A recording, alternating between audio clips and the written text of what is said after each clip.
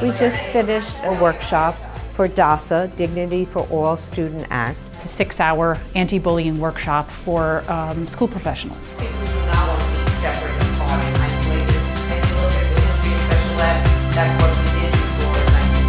Bullying is a major issue. We do everything we can on a college level to prepare the future teachers or the neighborhood teachers to be aware of it, to be involved in it, to understand their responsibilities as a teacher now or in the future. Teachers are really such key allies. We really feel like this is our chance to engage with school professionals on this issue. It was very helpful. There were so many new terms. I can definitely bring this back and implement it with students.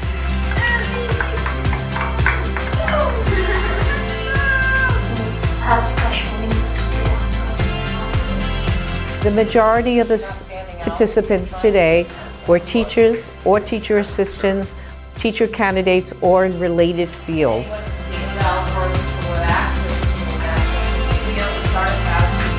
We really tried hard to engage the students. We want them to care.